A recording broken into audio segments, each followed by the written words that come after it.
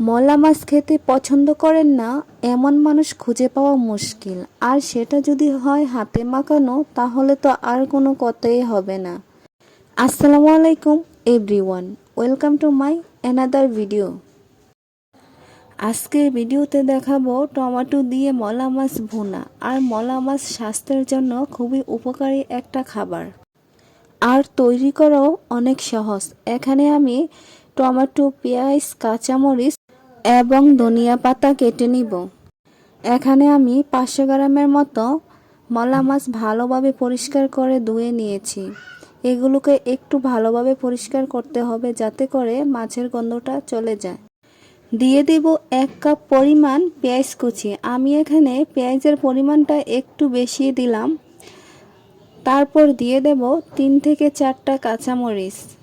আপনারা চাইলে ঝালটা নিজেদের স্বাদ অনুযায়ী কমিয়ে বাড়িয়ে নিতে পারবেন। আমি এখানে শুকনো মরিচের গুঁড়া ব্যবহার করব, তাই কাঁচামরিচ বেশি একটা দেইনি। আগে থেকে কেটে রাখা 2টা টমেটো দিয়ে দেব।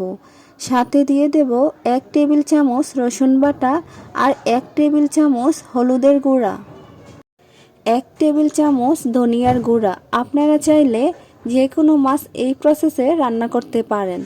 দিয়ে দেব 1 টেবিল চামচ মরিচের গুঁড়া।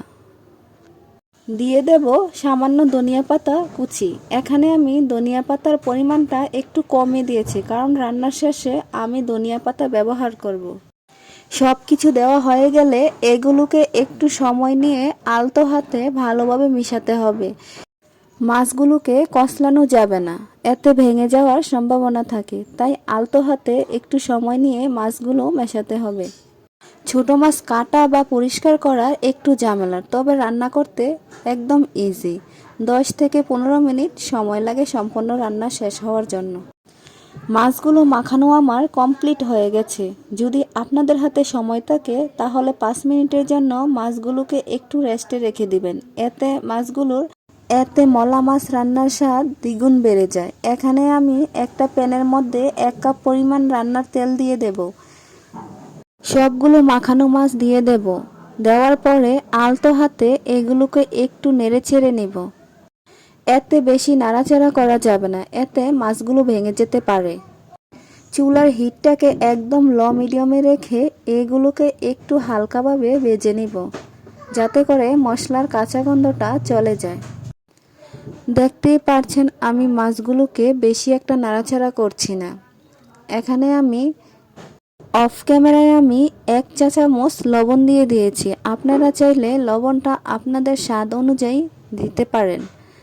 এখানে আমি দিয়ে দিব 1.5 কাপ পরিমাণ পানি আমি এখানে খুব একটা বেশি দিব না।